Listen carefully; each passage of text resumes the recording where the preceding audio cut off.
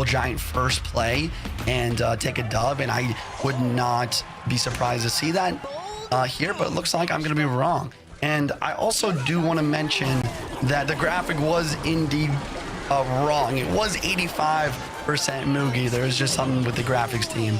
Oh, it was? Okay, all right. I was going to say, that is wild. And then just to let you guys know, we have Dominic at the top of the screen, Mugi at the bottom in gameplay, even if it might look otherwise in terms of camera. So a little bit of a flip-flop there, but the nice thing is their win percentage is the exact same. So that's at least correct. And the other nice thing is that Dominic is running Mortar, which... it's Mortar GY, which is the only version of Mortar that's actually good right now.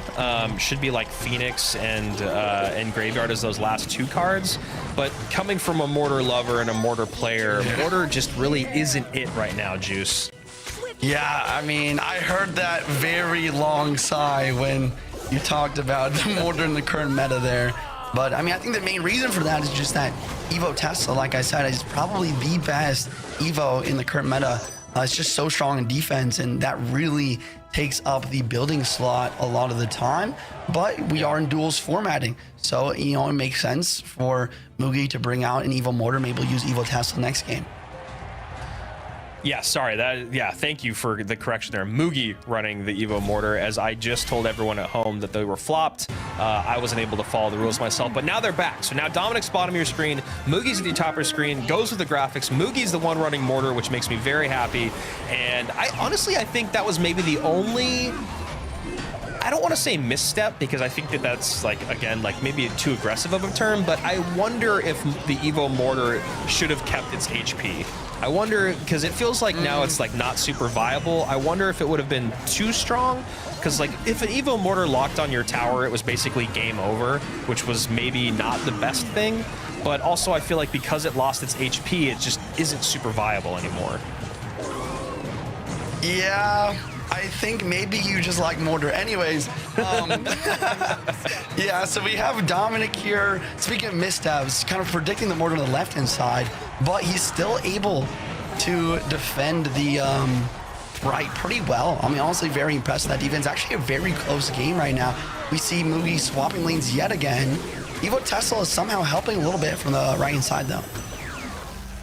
Yeah, a good swerve there from Mugi, and I was wondering if he was going to pull the trigger on the GY as soon as that poison came out. But usually if you know you're running Graveyard or running into Graveyard, you'll have a good response. And Dominic thought the skeletons were going to be enough, but the Graveyard piles up. Wow. Dagger Dutch is out of daggers, and just a couple skellies will do so much work. So now Mugi doing an excellent job here with Mortar GY. And obviously I'm very happy about that. Dominic not so happy about that last defense. Wow, I mean, yeah, I guess the poison on the Evo Skellies there.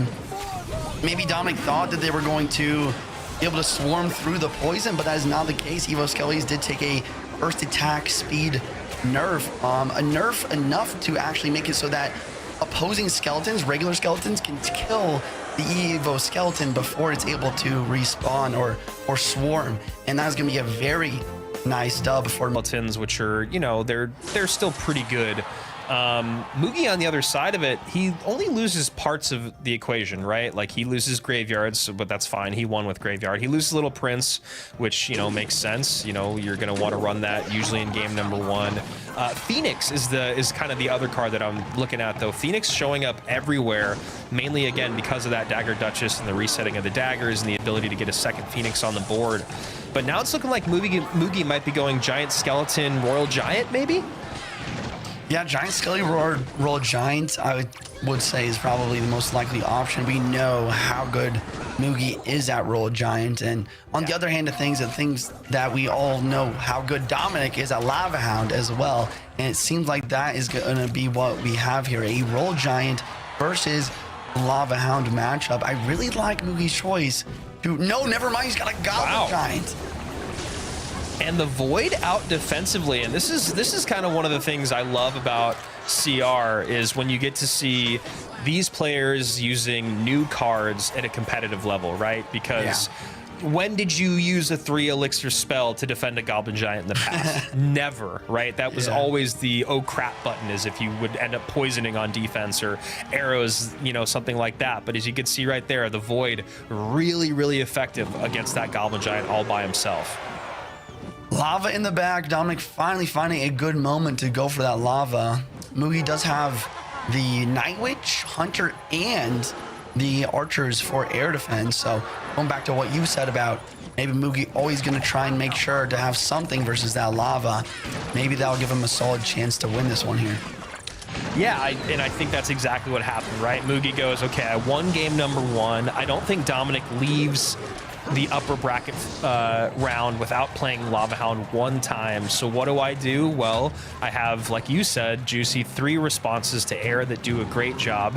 The Giant Skeleton, which you can always drop in at the bridge to clean up everything behind.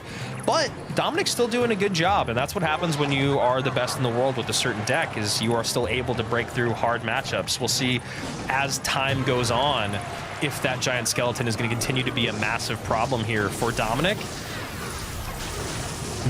And as of right now, looking like it could be.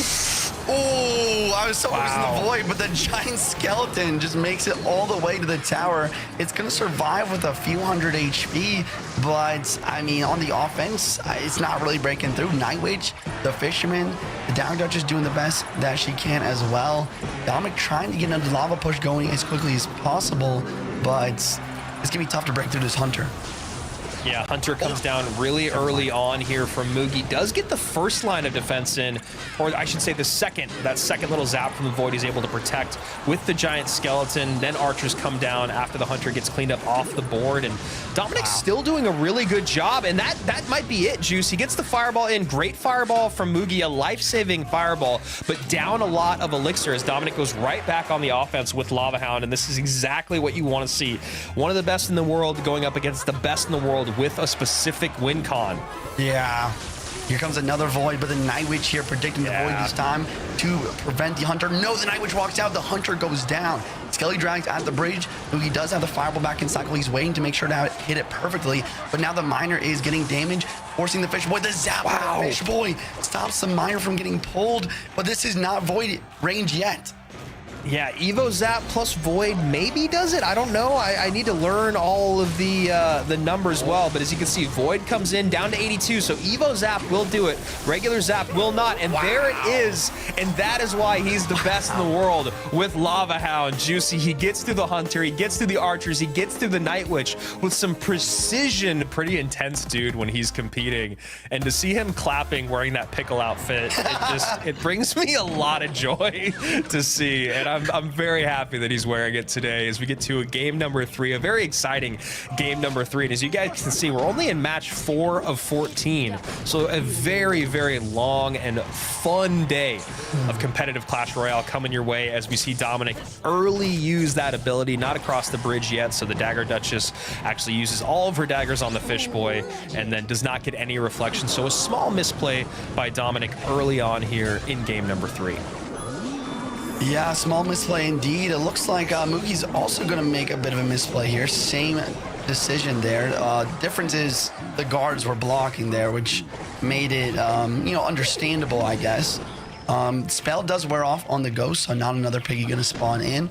But the Bomber should be able to clean up everything here. And there's the damage advantage already for Mugi. Just because that one misplay from Dominic, you get the perfect timing with that Monk to deflect all the Dagger Duchess shots, which is why he did mess it up. He was trying to get it perfect, but he placed it just a little bit too early. Yeah, and a very, very big difference already when you talk about the damage. 1970 to 2 untouched towers here for Mugi, who's coming out with Monk, Royal Hogs, and the guards up high here to get on top of that Monk. And the Royal Giant just kind of caught there. Does get a couple shots in, and the Monk not really in the right spot here for Mugi, so a couple shots should come in from that RG. Wow. Here's the counter push, though. We see a Monk ability maybe going to deflect the right side tower Dagger Duchess shots as well.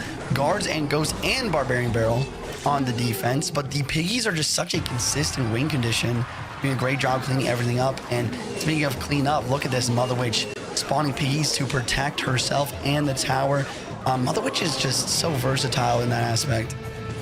Yeah, I was gonna say, like, you know that counter push coming across the bridge was not gonna be like too dangerous from Dominic, but the ability to turn the counter push into another counter push of your own with the Mother Witch. And that bomber does not care about that fish boy, locks onto the Monk, does get a shot in. And now we see the Monk coming out from Mugi. So Monk ability not in for Dominic, Monk ability in for Mugi, was able to take out the Wizard. And right now, the difference in Monk play has been the deciding factor of the game thus far. I think the biggest thing to mention there, though, is the Evo Tesla. I think that Evo Tesla is stunned to the Monk at the perfect timing to prevent the ability from even dropping in the first place. So Mugi doing a great job there, and I mean, it's showing very well also. I mean, look at the damage difference here. I like the barbell here. It's risky, but it's the right play. And here comes the Piggies. Fireball placed in a way so that the Monk does not deflect. He stops the pig damage, but he needs a good counter push here. Yeah. He needs a big push. He needs to get in something. I like that he goes Wizard first instead of Royal Giant right at the bridge. Does need to get the ability off, and there, finally, the ability's off, but as you said, Juicy, not well timed. So as you can see, Dagger Duchess shooting very, very slowly, not getting as much reflective damage. And, you know, for Mugi being one of the best in the world with Royal Giant, he does know how to defend it. Another great use of the ability there. Earthquake in, and now we're just in a spell cycle situation as Log comes down. Dominic does a great job in game number 2 with his win condition of choice. You gotta love to see Dominic play some Lava Hound. Does it really well against Mugi in game 2, but Mugi able to take that set in 3 games as he stays in the upper bracket cracker, which is something that you might think is a mid-ladder Mayhem deck, but RG Firecracker, their synergy is actually pretty good. When you talk about an Evo Firecracker being behind an Evo RG, it makes it really, really hard to defend. So we'll see what we got here. Our defending world champion going up against one of the biggest content creators in the United States and in Clash Royale in general, who's going to come out with a Lava early on. Evo Bats from Mugi plus arrows usually means giant GY. Yeah, it's been like 2 years, 3 years or something since we've had a meta where we can see 2 cards and just kind of know the deck from one of these players. So it's kind of fun to just look at, and I mean, it's going to be really fun for 1 to 2 months, and then we don't want it to hold that way. Wow. And right there, that's going to be towered down. Massive mistake. Gets the arrows out too early. And I mean, even if he timed those arrows, I don't know if he would have been able to stop that Inferno Dragon. A great first push from Ian. I know, and I was looking at the way that the cards were coming out for Ian, right? It was like Zap early on, then the Lava Hound comes down, then the Void comes down to take out the Little Prince, which is then an overspend by Mugi trying to get the Dark Prince down to defend that Little Prince, right? So now he spent the Elixir on the Dark Prince that isn't going to do a lot. Then you look at the rest of the spells. Then you have arrows from Ian to deal with the archers, and then by that time, you know he's back around to Zap. You're just waiting for the Elixir to come in the tank. Then the Zap comes out on top of the bats. Now you've taken care of the Little Prince, the archers, and the bats, and there's absolutely no way to defend against that Lava Hound. And I think this kind of goes back to the point that Juicy was making before about this is why Void is maybe unhealthy, or this is why Void is maybe so matchup dependent, as you can see how it unfolded in this game. Yeah, right there. I mean, just triple spells, as pretty as it looks, it's also just a huge risk to run triple spells this way. And right here, the Void cleaning up everything nicely. Inferno Dragon going to be able to take it out fully, and probably just going to need to use the arrows on defense, exactly what Ian is going to do. I mean, Ian should have this game relatively locked up. But again, triple spells can allow for some really awkward deck cycles for Mugi to make some sort of potential comeback. I just don't see it happening. Yeah, and I think what Ian is doing so well is leaning on those 3 spells so much, right? The spell, he's never trying to hold a spell to look for a better opportunity. He's seeing an opportunity and then spending the elixir on it with the spells to get back around to the Evo or back around to Void, or make sure those arrows are available for the archers. And you can see Mugi just going, all right, that's enough of this. Let's move on to the next game. I think that's probably the best thing you can do in this situation. Again, when you talk about the way that this broke down in the beginning, it was just really brutal brutal, right? Like, is going to have to start to be a practice, or to start to cycle more awkward cards in the beginning to save your air defense unit to then drop right on top of your tower so it can't be voided off the board. I think that's a really solid thing that you point out that is going to have to be a factor if this is the meta that we're going to live in for a while.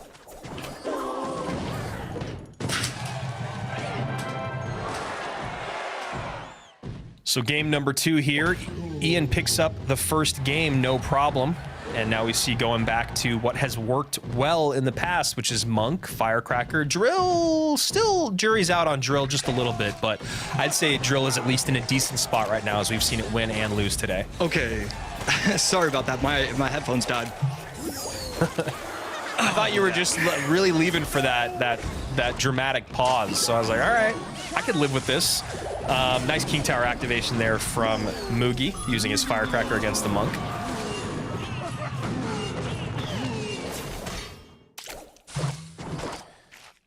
And Fishboy to snipe off that Firecracker.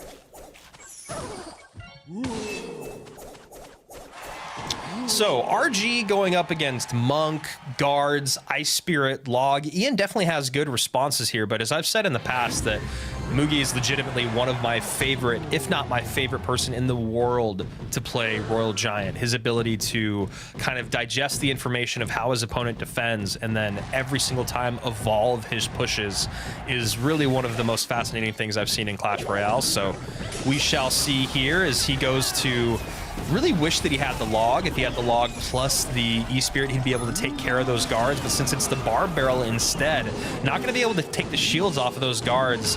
Can never really have a 1-2 punch in terms of spell value to clean up those shields. So those guards going to be really nice from Ian to be played up high every single time. And it looks like AC just doesn't want to work with me anymore. So I would think Juicy's going to be joining me here. Juice, you on the loose? You there? Yeah, I'm here. What's up, Andrew?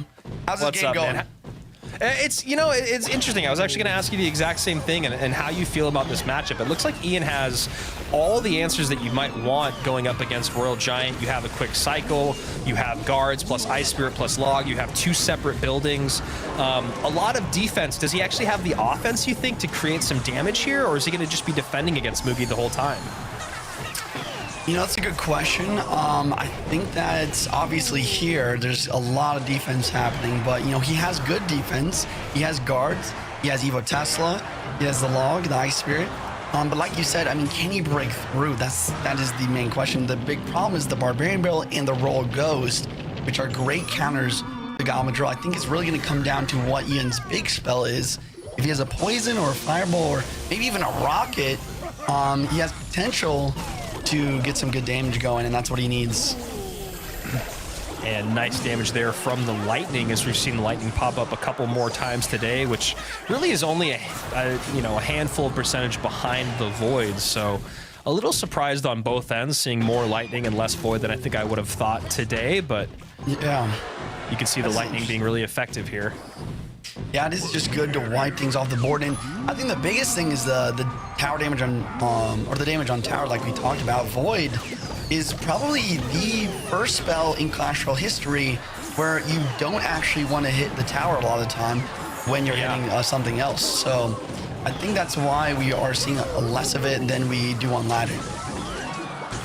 And you can see every single time here, Mugi is looking for those guards at the bridge. This time, he was still able to get a couple shots, and he did it with the the E-Spirit, plus the Firecracker, plus the Barb Barrel. Last time around, he tried to get the Royal Ghost up in front of the Royal Giant. Didn't actually work out, but Mugi always looking to clean up those guards. Yeah, and then the Lightning dropping down, negative elixir trade on the Firecracker, but it does get that damage in. Ian just now uses his poison for the first time. I love how Mugi's done a great job of blocking Monks at the bridge this game as well. The Barbarian on the right side does not take out the Firecracker though. Yeah. But with only 20 seconds left, I'm not sure if that's enough of an opening. So we'll see here. E-Spirit comes down early, then the Barrel, then the Fishboy turns around. So great damage here for Ian. Firecracker from Mugi will connect on tower, and that should do it with the Lightning. as we go to a game number 3. Mugi bouncing things back here, running, in my opinion, my favorite deck to see him run, which is anything Royal Giant. It didn't feel as much like he was able to pick apart things. I thought Ian did a really, really good job. What we've seen out of Ian today, we've seen Drill, we've seen a Balloon Monk, we've seen Royal Giant a couple times. So really curious to see where he's going to go here in game number 3. Bats early on, Evo Bats, and I think this is kind of what AC was saying earlier, is usually when you see Evo Bats, it basically just means Giant GY, but instead we see a Goblin Giant. Goblin Giant in the back, Golden Knight from Mugi, maybe an Electro Giant deck, very doubtful, maybe more likely a Goblin Drill deck. I don't think Mugi's played Goblin Drill yet this set. What? No, he is not yet this set. What are your thoughts on Golden Knight right now, Juice? I mean, it can be that good. You know, paired with the Evo Bomber and the Tornado, maybe it gets some value here. Also, the Magic Archer Tornado. I think it could be decent. The biggest problem with the Golden Knight is the fact that as a tank, it really doesn't have that much HP. So the Dagger Dutch is able to burst it down pretty quick. Rather have a regular Knight a lot of the time. And there's kind of what you were talking about before, is counter pushes with the Dagger Duchess towers can just be ignored. One Magic Archer shot comes in as opposed to, I think, 2 or 3 back in the day with the Princess Tower, depending on the health. And yeah, this is one of those decks where you look at and you're going to go, all right, this is the reason why Mugi lost, or this is why, you know, Mugi's a genius, and I guess only time will tell. Evo Wizard, last card for Ian. It's a heavy deck. Yeah, it is expensive. I'm just wondering what the big spell for Mugi is. Maybe, actually, I don't think he has a big spell at all. So I feel like this could be difficult to defend these really heavy decks. So that Rage makes quick work of the Bomber along with the Spear Goblins on the back. That is a late NATO, does get the King Tower activation. The one Spear just in time saves Mugi, or else that would have just been a horrible exchange. But Mugi gets a lot of damage in with that Golden Knight plus Drill push. And Ian now down by about, I mean, he's just going to sacrifice that tower and go all in on the right-hand side. I don't know if it's going to be enough, though. Magic Archer on the lineup here, trying to take out the Evo Wizard, Evo Tesla as well, trying to stun everything.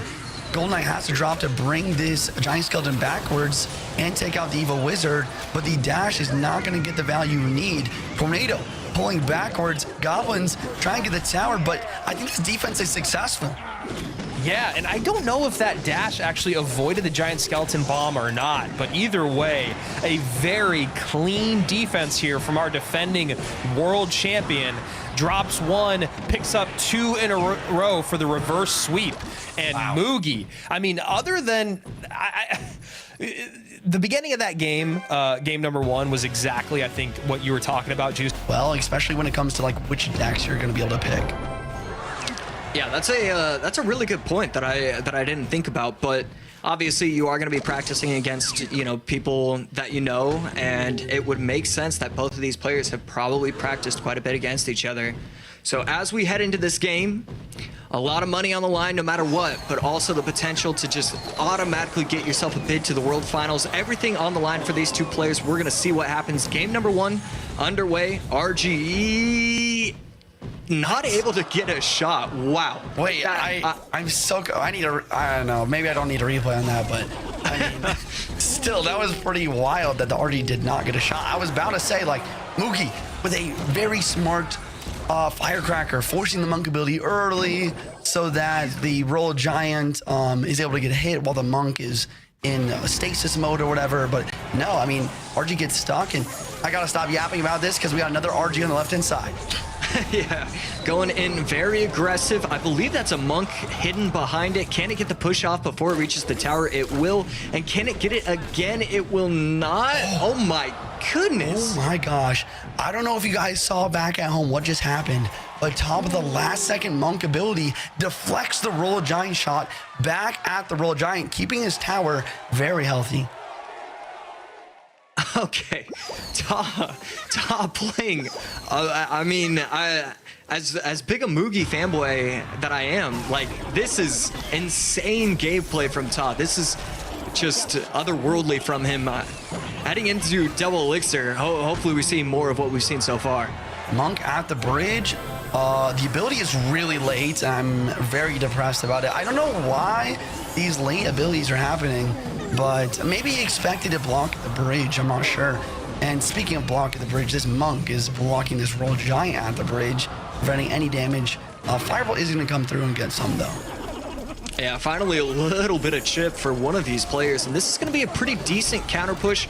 The question is, can he get anything to tower? That Firecracker is going to get a lot of damage and just stay right outside of the range, and a huge mistake from Mugi. Can he get another shot? Not going to happen, but Ta going to take a big lead right there.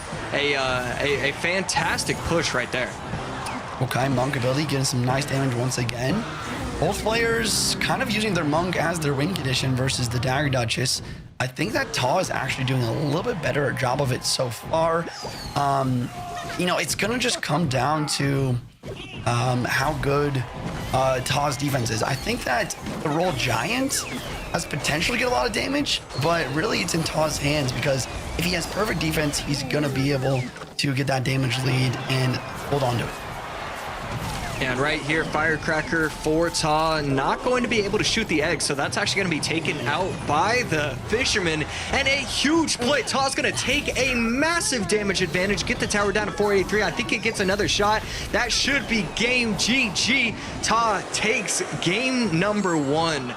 This man is making zero mistakes so far today. It is just, I mean, Mugi so far hasn't made a ton of, man, the range, I mean, that was perfect from him.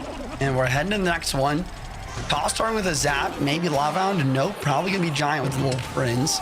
You have Mugi going to some Drill here. So we have a Drill versus Giant.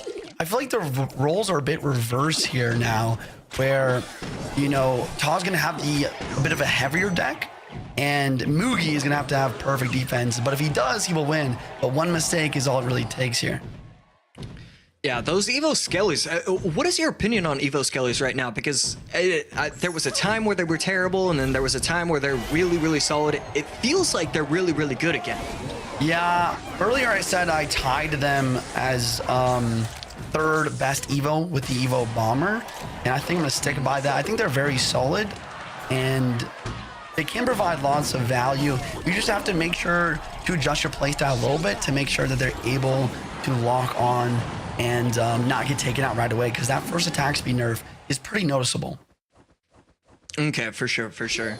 And right there, Wizard, a slight mistake on the timing, I believe, with the Wizard. The Wizard, as well as the Bomber, you want to get the exact right timing to limit the shots from the Goblins exiting the Drill. There really is a skill. It feels luck-based every single time, but there definitely is a skill to the placement and timing of your troops to respond to the Goblin Drills. Reminder for everyone back at home, whoever wins this best of 3 is going to be your golden ticket winner, since Muhammad Light is the only person left in the bracket right now. They will go to the lower bracket. Oh, it is possible. It is possible, as unlikely as it is. No, you're right. Actually, for some reason, I'm so focused on Muhammad Light winning that it is possible.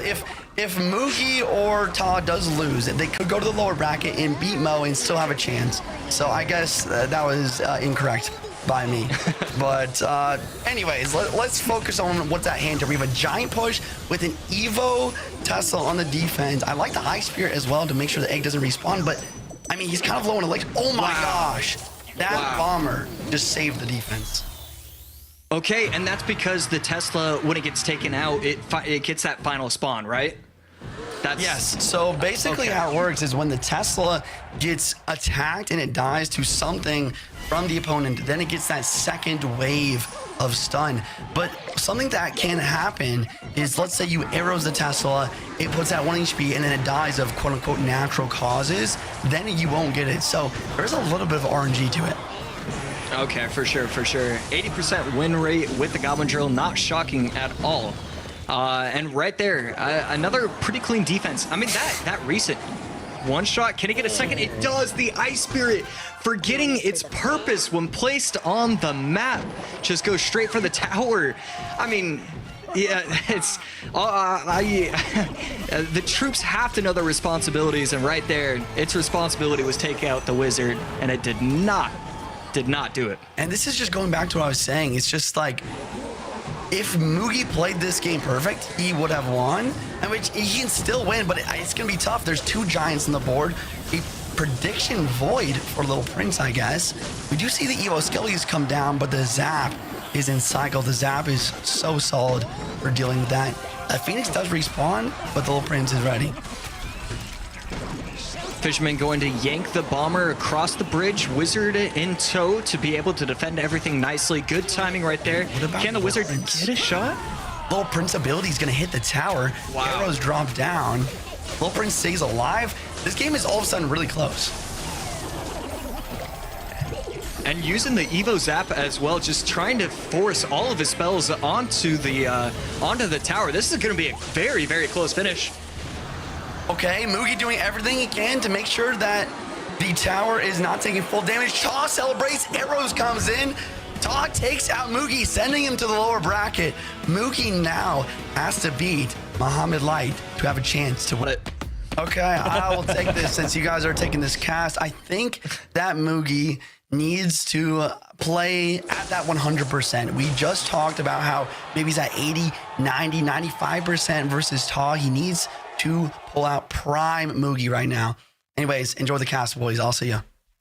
Yeah, I mean, that's a good point, right? You got to play at 100% against everyone, but if you're going to play against Muhammad Light, you got to play at least at 100% here, as he is always at least one step ahead. So here we go. Momo, bottom of your screen, Valkyrie plus Evo Zap. Those are the 2 Evos for him. And top of your screen, Giant Evo Zap, and still AC, nothing but Dagger Duchess all day long. Yeah, to the surprise of pretty much absolutely no one. Maybe 1 or 2 people were surprised, but I just don't think they were paying attention if that's the case. And right there, this is a good protection with the Little Prince. I don't know if that was on purpose or not, but either way, Molite gonna take a pretty large lead, and I think this is lava coming in from Molite. Yeah, I really like that there. I don't know if it was predictive or not there from Mugi, but it ended up working out, protecting both of them, even though he doesn't really get a counter push from the Wizard or that Little Prince. 8 elixir for 3, kind of, if you will, along with that Dagger Duchess. So not the greatest exchange for Mugi to start. 2280 to 2652. A zap, just some damage from Mugi here on that left-hand tower. Molite is going to place the lava in the back right corner, going to set himself up with a nice little push. And we should just see a Night Witch place, probably in the same tile, maybe a little bit higher to take out the Fisherman, but instead going to use the Inferno Dragon. And a better job from both players than we've seen for most of the day in terms of using other units to protect against that Void. As an Evo Zap comes out here from Muhammad Light on top of that Wizard. Wizard's still doing a pretty good job. 2056 and a counter push coming, though, from Mugi. And I actually, wow. And this is going to be a value Valkyrie right there. That is going to clean everything up nicely. And he's just going to be able to stick a lava in front. And that's exactly what he does. What an interaction situation for Molite right there. And a good job there from Mugi playing his Little Prince in what we can call the safe spot, but a little bit late on the ability, so not able to protect the Prince from that miner. Still not the worst there. Unfortunately for him, the Phoenix does lose its first life, so it would be nice if it had the second life, because then the Giant would have tanked for it. But Valkyrie doing a really good job here for Momo, and we might be seeing the resurgence in the Valkyrie, but now good damage coming in here from Mugi. Doesn't get the Guardian on top of tower, but 1382 after the Giant gets there, and a pretty good elixir spot here for both of these guys. Yeah, it does take the lead right there, but I believe he just used the Evo Zap, so he does have to worry about that. He has several responses to the lava, but it's crazy. I mean, just lava, Night Witch behind, and it is so difficult to stop that push. But not able to protect it. That is massive for Mugi right there. Yeah. And the Void comes in here, gets a little bit of damage in. 1175 now to 1616. And another push comes in here for Mugi. Is that Little Prince still alive? And a Fish Boy going to come in to take out that Night Witch as well. Evo Zap going to help clean everything up along with that Evo Valkyrie. And Evo Valkyrie is just putting in work for Muhammad Light in this matchup. Yeah, I swear he's on a 0-card cycle with it because it is just always in his hand right there. Wizard going to be able to take out the Miner, but the Void is going to be able to put in a ton of work. Scalar Dragons both on the tower. 4 shots, 5 shots, and I think that's a 6th. Yes. There it is. Really great job there from Momo, using that Void, taking care of the Wizard, getting a good push in. It looked like Mugi was actually in firm control of this game here for quite some time. And just like that, Mo flips it on a dime, and that should do it. Miner on top of the tower, 21 HP remains, just needs a Zap or a Void to come on through, and he should be able to get there in just enough time. Even though he's defending, there's the Void, and that is the game. A really interesting back and forth there. AC, the Evo Valkyrie seemed to be a big part of the equation. Yeah, I cannot believe with his deck choices. After using Giant in game number 1, I don't really know. He's got a lot of things open for himself. I mean, I really wouldn't mind if Mugi ran Lava himself. I feel like he's so technically sound with a lot of different decks that he would be able to pull it off, but so far, I'm assuming this isn't going to be Lava for Mugi. Yeah, you know, Mugi's done that before. He was in the upper bracket finals at World Finals. He lost to Pedro 2-0, got sent down to the lower bracket finals, then was able to beat Pandora 2-0, then went and did exactly what you're talking about, 2-1 over Pedro and then a 2-0 over Pedro. So Mugi can do it. We talk about Mo being the lower bracket king. Lower bracket did Mugi just fine at World Finals this last year as well, and looks like Muhammad Light going to Drill plus Royal Ghost. Royal Ghost gonna get a King Tower activation in here. A nice Tesla there, takes a little bit of damage, but ends up being worth it, I think, in the long run to get a little bit of drill help from that King Tower. Yeah, gonna have to force off the Guardian with the Bomber, and that's gonna be another shot, and another shot, and another shot. So, fairly well played, and I really liked it. I mean, as soon as you saw it, you were also talking about it, but he places the Tesla off to the side, because if the Knight starts shooting the Tesla, then that's gonna allow for the Little Prince to really stay alive, and it's going to allow the Little Prince's Guardian to probably take out the tower completely. So I love that he placed it off to the side with the Tesla. So Mugi does have a King Tower activation and a little bit of damage, but Muhammad Light in the lead by almost 1,000 HP. And we'll see what Mugi has here. His guards come out early to clean up, along with the logs. So 5 elixir there for 4. Right there, Little Prince gets hit once by one of the guards, but not going to be the end of the world. How does Mo Light want to respond to this Monk going on the right lane? Just going to respond with a Ghost. And that's such a good play by Muhammad Light. He recognizes what's in cycle for his opponent. He recognizes that the ability coming out is going to demand an awkward cycle from Mugi here, who wasn't back around to the guards, so has to NATO everything together, then play the guards late, allows for the poison value. 12-20 now to 22-37, and 1,000 HP lead here for Momo. Yeah, and now he's activated the King Tower as well. One of the, and not like one of the most insane interactions right there, but it is difficult to pull off. I mess it up all the time, where you can't let your tower shoot the Bomber too many times trying to activate it. So well done right there, and Mo Light just controlling everything right now. NATO comes in there for Mugi, looking for anything from his opponent, maybe the Ice Spirit, but ends up just getting a log. So Mo kind of evolving his defenses, making Mugi have to continue to guess. And more damage in here for Mo, and it's just looking like a shutout as of right now. The way he pairs so many different interactions together, where he used the Guardian plus the log, it just love what he did right there from Mo Light. Yeah, looking for the guards would have been a clean up there, along with demanding more elixir out of your opponent defensively. Muhammad Light misses the placement with the Little Prince, but it's not the end of the world. Ice Spirit comes in, 2071, 953. Muhammad Light about to go back to the upper bracket finals. Ta about to win a golden ticket here if Mugi cannot turn things around this next 80 seconds.